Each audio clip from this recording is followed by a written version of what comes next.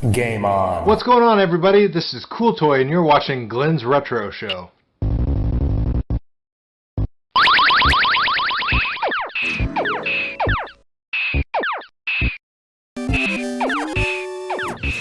Well, this is my second meeting with Arcade1UP. I'm going down to New York City once again right now. And just like last time, it's raining. Can't get a sunny day going down to the city to meet with the guys over at Arcade1UP. Oh well. Well, see you when I get there.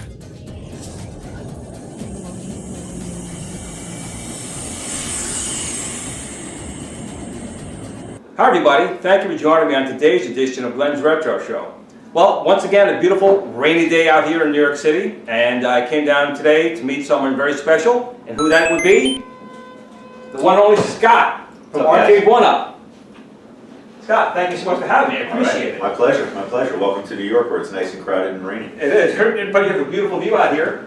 We have a beautiful view that gets kind of noisy, but yeah. Nice shirt you have on too. I'm sporting Glen's retro shirt, Pinball edition. I think it's showing up here someplace, right? Good for, and I got the shirt size right, man. You did it right. Yeah, thank you. So, again, I'm very thankful Scott gave me a few minutes today to talk to him. I wanted to talk to him right now a little bit about CES. You had some really nice equipment you showed out there. We had of course, the NBA Jam, which has been pretty much a rumor mill for a long time. Yes. So how do you feel about that machine coming out now? I'm psyched. I'm like, first of all, so I'm excited because I don't know if you saw it. Did you see who we had there with that? Most certainly did. We had Clyde the Glide. I was going to say Cool Toy. But okay, Yeah, no, we had Cool Toy Cool Toy was there. It was important to have him there, but it was kind of important to have Clyde there as well, as a personal favorite of mine. But no, we're pretty excited about NBA Jam. As you know, it's our first machine that we're launching that's going to have Wi-Fi capabilities and what I call head-to-head direct playing. And we're pretty excited about it.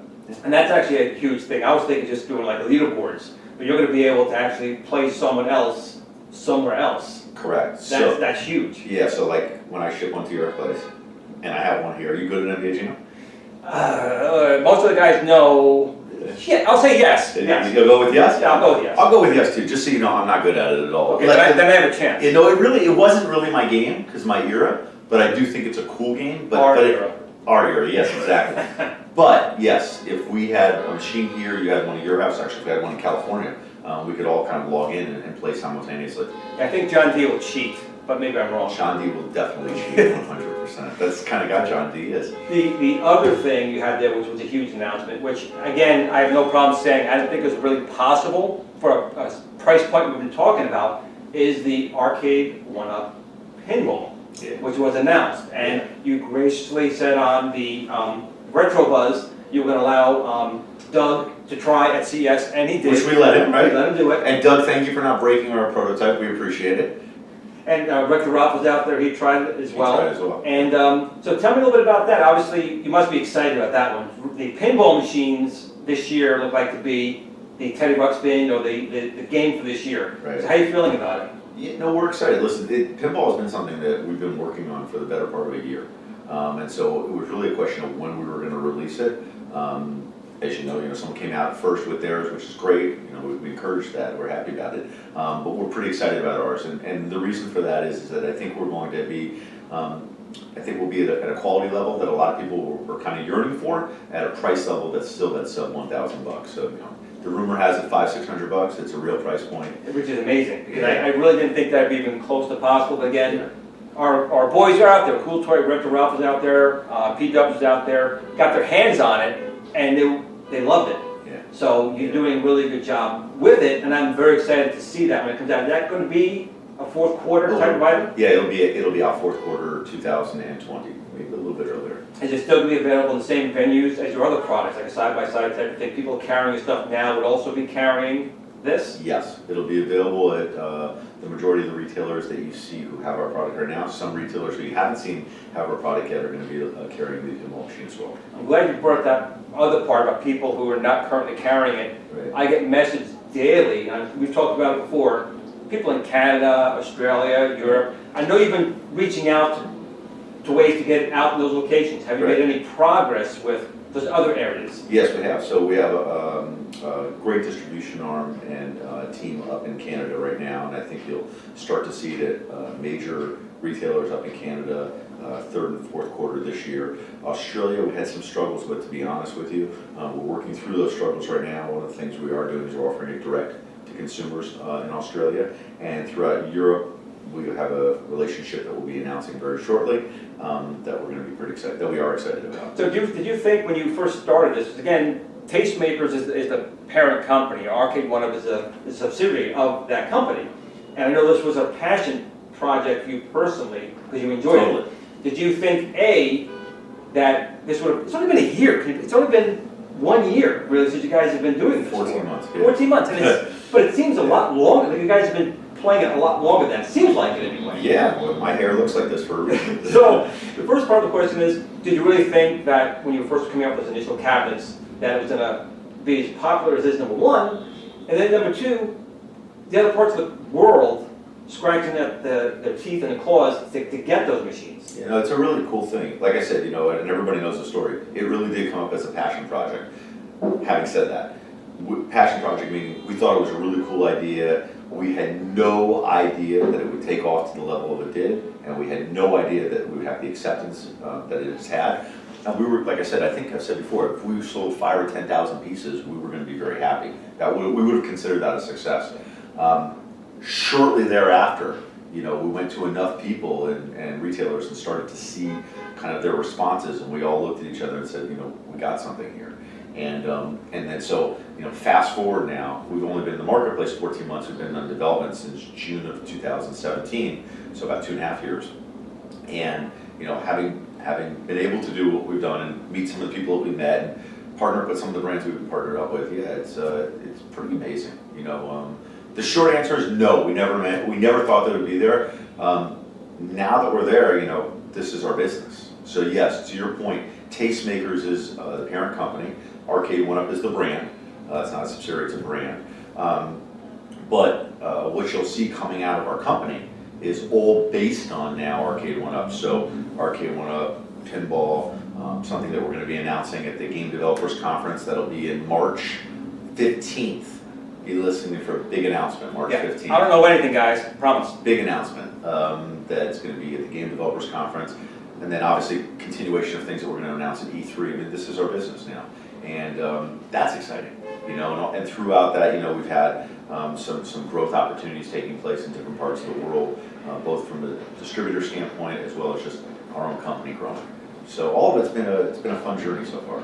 It has, and we talked, we had you on the Glen's Retro Show back, I think it was February of last year. And one of the things we talked about was, you know, customer service and things like that. And I was in Hong Kong. He was in Hong Kong at the time, right? He carved some time out of his day at Hong Kong, and he was probably exhausted, but he did his show. And how do you feel from back at that point? You said give us 6 months, right, how things are going to go, and I think things have gone for the better. How have you been feeling about the customer service end of the product line? We're not there yet. We're not nearly there yet. We're better. We are better than we were at the beginning. We have a long way to go. And I think I can tell you that it is absolutely a key anchor within our business, that it's something we're focused on. And we understand that we need to get there, and we're working very hard to get there. And I keep saying the same thing to a lot of people when I'm asked that question. That is, if you're a consumer and you've had a negative experience, there's nothing I'm going to say that's going to make you feel warm and fuzzy. You know, because I'm a consumer as well, and if I have a negative experience, I have a negative experience. I'm hopeful that we're getting more positives than negatives. I think we've gone a long way. I think that we have a long way to go, and I know we will get there. Our team is very, very, very dedicated to it, and it's not that difficult. When I say it's not that difficult, you know, we're not the first ones to go through customer service and growth problems. Right. And so, you know, we're taking a playbook from people who've been there before, and we're gonna get it right. And we are continuously trying, and we are making changes daily as we speak. Well, I will make one change. You said you're not nearly there yet. I think you guys have made a huge stride from initially with issues that were happening, but people complaining about versus now. I mean, we have the official Arcade1UP fan page on Facebook, a little plug there, but you know, people always would post their issues. Yeah. And from my standpoint, they've gone down dramatically. There's still the onesies and twosies, you still see them, but again, I can't think of any product line that anyone ever gets perfect all the time. And you have yourself and a lot of the other people here are in that group monitoring, and I've seen you reach out personally, and other people reach out personally, listen, there's a problem, let's discuss it and fix the problem. So to me, that's a huge customer service win for you guys, because there's a lot of companies, I don't see Hyundai or Ford calling me for problems I have with my car, and the CEO going, hey, Glenn, listen, we're going to take care of you. Yeah. So don't beat yourself up that hard. I do appreciate it. I've seen you guys working it. I've been dealing with these guys now as well for this length of time, and there definitely has been improvements. Thank you. There's always more you can do, but I think you've made a huge improvement in the area. Listen, I'm the toughest critic. I really am. I am our toughest critic because I know what it feels like to be a consumer, go out, spend your money, $300, $400, $500, whatever it is, get something home and not either not have something work or try to connect with customer service and have some problems in that. And it's frustrating, and that's why I'm so adamant about the fact that I want to get it right. So thank you. I don't give us enough accolades about it. I think that our team has done a great job, but we have a way to go. And we are going to get there. We are going to get there. Well, complacency is never a good thing, so it's good that you're doing that. Now, to roll into the next question I have for you guys, or you personally, is since you have started this and it was a passion project for you, what was your moment where you said to yourself, oh my God, I'm really pleased with how this is going, or this is my aha moment, like, my God, this really turned to me more than I thought. What happened during this last 14 months that you sat back and said, me going to China or Taiwan every other day is paying off, was worth it? What was that moment for you? CES 2019.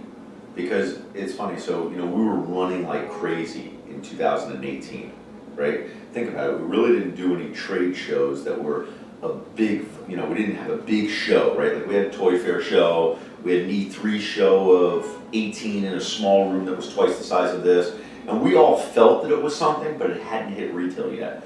It hit retail in October, November of 2018. We saw the numbers, and then we saw Black Friday numbers that were incredible.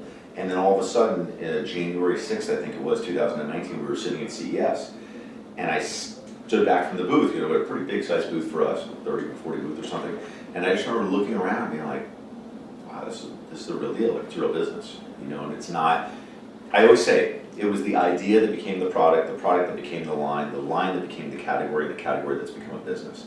And that happened very quickly for us. And so at that point, we realized it was a significant size business. And throughout 19, we've worked very, very, very diligently to try to both grow our business as well as fix things in the process, as well as try to take all the feedback. Like I said, our team went from 8 to 50 in a matter of 12 months. And so the experience growing pains through that. But I would say the answer to your question is I would say early 2019 CES. And you've obviously been making certain cabinets, and now you have the Marvel Special Edition cabinet, right? Yeah. So did that do well enough where we'll be seeing more special edition type of cabinets coming down in the future? Yes, you will see. Yes, you will see special edition cabinets, but even we learned from that. I'll give you the example. So Marvel, we did 3 versions of Marvel, and we had some fan feedback that was like, "Hey, come on! You had the regular one, and you had the limited edition, but then you did another limited edition over here."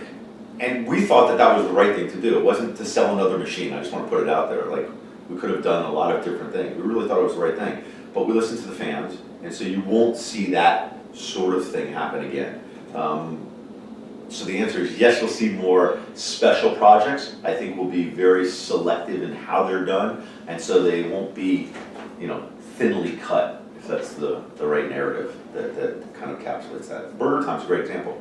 Right, and actually that was originally a Karate Champ, which was your favorite. It was my favorite. It was your favorite, and I know that Re-Res said, no, we can make it a BurgerTime cabinet. Yeah. I know you kind of did that, and that's been selling out pretty well. That's only available though on your website, right? On www.arcade1up.com. Right, the special order from there. Special order. And you could definitely take a look. I know Cool Toy has a cabinet, and Retro Ralph has a cabinet. Did reviews on it, and it's very well done. So congratulations also for that. Thank you. Actually, I just want to say whoever ordered it, that's going to be coming out first week of March, and it's going to be delivered to consumers. We shipping out the first week of March in the United States. Awesome. Is there anything else you want to share with anyone before we end? Let's see. I'm going to say what I always say. Thank you guys so much for your support. We appreciate it. We really do listen.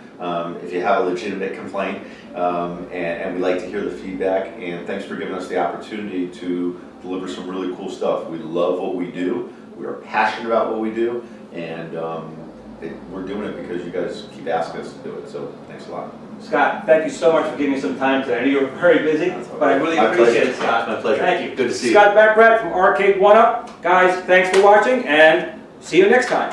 Thanks, guys.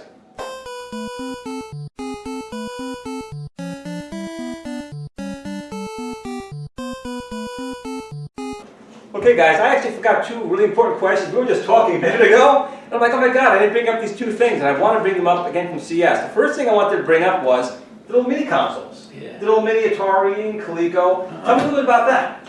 So that came from a brainstorming session from Jason, who you just met, one of our guys, and we were at an off-site, and we were talking about what we were going to do and different directions to go, and he kind of came out and presented it. We all just kind of went, that's really freaking cool. It's really, really cool. And we kind of took the idea and ran with it and went back to some of our licensing partners, and they loved the idea. They thought it was very different, very unique, and we jumped on it pretty fast. And right now, looking at them, if I remember correctly, we had a ColecoVision model, an Intellivision model, and of course an Atari model, 2600. Yes, we also had a Commodore. Oh, there was a Commodore. Yeah. So, assuming this takes off and does well, which I personally think it is, people know me, I buy 5 of each, but, so if this does well, does that mean you have potential plan to continue the line to bring in other machines into the mix? Yes. Okay. We're not going to discuss anything, you can't talk about it, but as long as that is there. Yes. The other thing that was there, which was very big in 81, 82, as you know, was the Coleco handhelds. The handhelds, right. And of course you had a whole bunch of them up there as well. Right. Tell me a little bit about that. So that was one where we looked at how we were going to enter into some of the lower price point markets, and we were introduced through a friend to the gentleman who runs Coleco, and we just talked about different ideas, and somebody just goes, why don't you use that old format? It's so iconic in terms of the way it looks, and we were all about iconic in the way things look, and one thing led to another, and we were like, let's do it. Right. So we came out with them. They'll be out this year. I think they're going to be $39.99, if I'm not mistaken. That's a very good price point. I know back in 81, 82, the Pac-Man, Miss Pac-Man, those consoles went for $59 back then. Did they? Yeah. I didn't even know that. Hope I didn't just Don't worry, they're not raise going the up price. in price. They're not going up in price. But it was actually interesting because he actually had a Kickstarter Yes, he did. for 2 machines. And Rainbow I actually have the Rainbow Bright and Robotech. and Robotech. And actually I have, of course, I have 2 Robotechs. Correct. So the shells were already in existence. That saves you guys in that aspect of it, right? I want to say yes, but I'm going to also say I'm not exactly sure because I don't know how we did our situation with him. Off the top of my head, I just don't remember. So potentially yes. So now in those, you had some on display. Yeah. Are there other ones coming down the line that may be similar to the ones you had in 82, and that, or something completely different? Yes. There we go. Yes. Well, those the first one, the ones that you saw at CES are the first that we're launching with, and we do have plans for additional titles. Some of which we'll probably announce at E3, and they'll be out for spring 2021. Excellent. Well, again, sorry about that, guys. I totally forgot about it. And he's like, oh, throw the camera back on. Let's do it again. And wait, I want to give one more thing. So since you put us on camera, I wasn't going to do this on camera, but we're on camera. So we, this is something that we have a limited production run that we made, and we gave these and are giving these out to our key partners, our licensor partners, some of our retail partners, and some of our key influencers that we want to thank. So if you want to just take that, that's a gift to you, and I think you'll like it. It's on the inside. It's pretty cool. And, it's double box. Oh wow, we really look at that. Bubble wrap. There we go. See what we got it here. It's not an engagement ring or anything, is this? If it is, you'd be the first one. You'd be the first to ever get one from me. It's really well protected. That's it. Whoa! That's it. Whoa! Check that out, guys. I can take that. Crack the seal here. Crack the seal here. So this is the official, right? The official Arcade1UP golden joystick, and it says thanks for golden year 2019. Take a look at that. Yeah.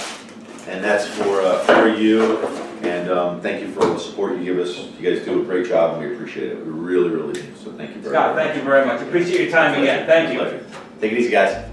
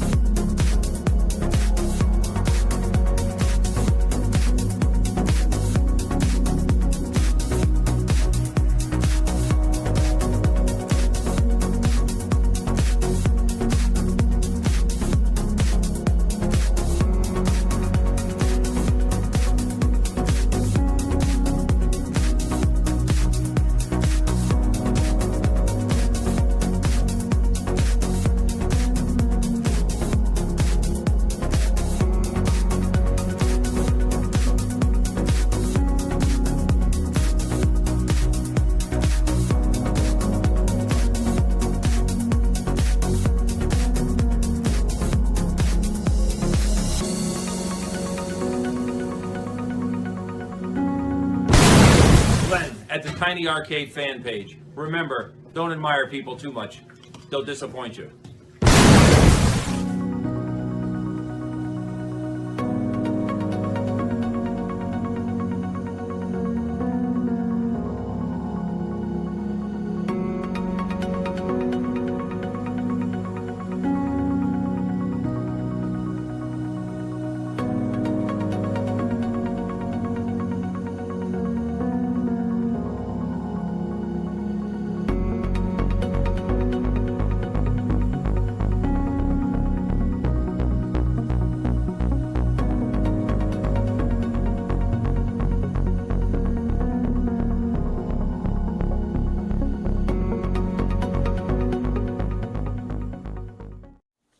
Sit, Blue Blue, sit. Good dog.